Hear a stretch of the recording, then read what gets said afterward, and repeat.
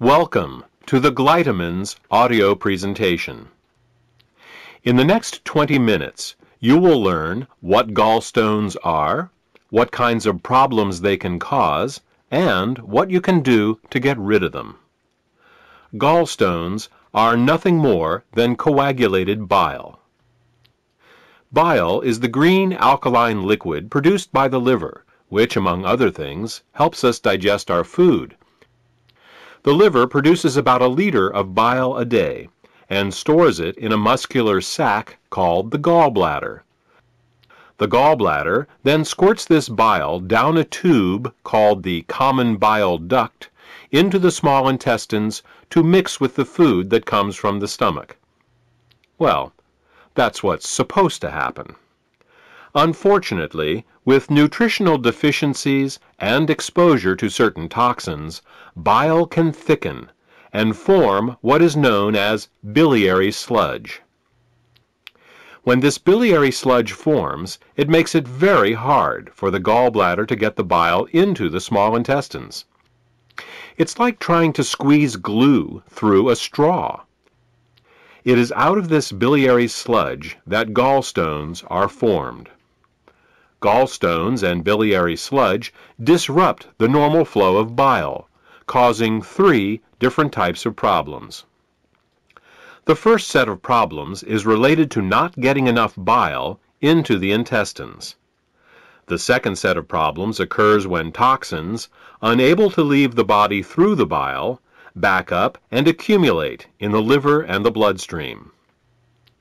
The third set of problems occurs when the bile, unable to get into the intestines, backwashes into the pancreas and liver. Let's start with the first set of problems and consider what happens when the bile becomes too thick or full of stones to reach the intestines in required amounts. The first thing that bile does in the small intestine is to neutralize the acidity of the food coming out of the stomach.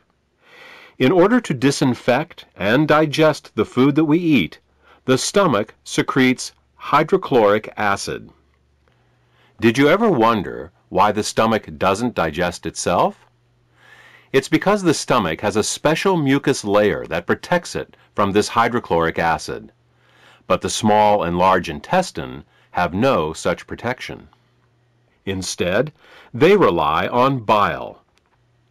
Bile is a very alkaline substance, and when it comes into contact with the acidic food from the stomach, the acids are neutralized. If bile can't get into the small intestine in required amounts due to biliary sludge and gallstones, then stomach acids in the food are never fully neutralized. They can cause acid burns along the entire length of the small and large intestines, all 30+ feet of them.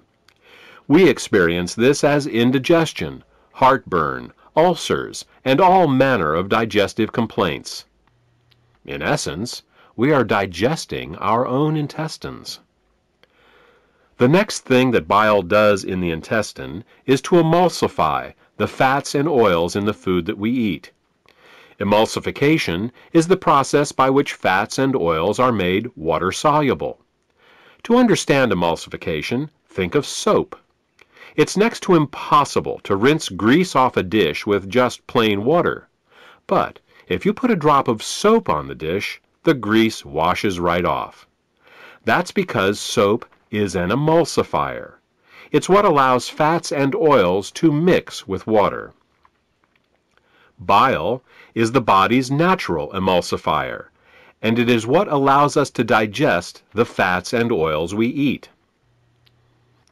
Without this emulsification process, essential fats, oils, and all the fat-soluble vitamins we eat become very difficult to absorb. Without adequate bile in the intestines, a person can end up suffering from malnutrition, regardless of the quality and/or quantity of the food that they eat.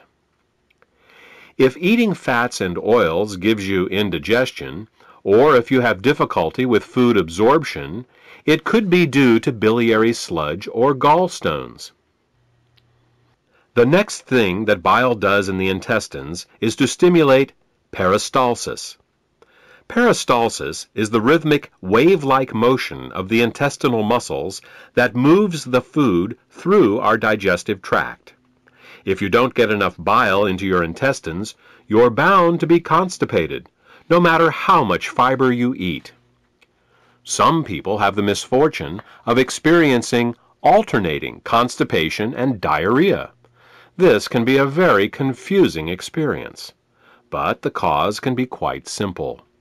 Without sufficient bile, the hydrochloric acid-rich, partially digested food just sits in the intestines with no peristalsis. Thus, a person becomes constipated, but at the same time his or her intestines are being burned.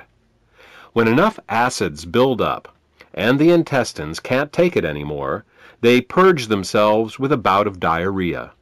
Then, with the acids evacuated, the process starts all over again.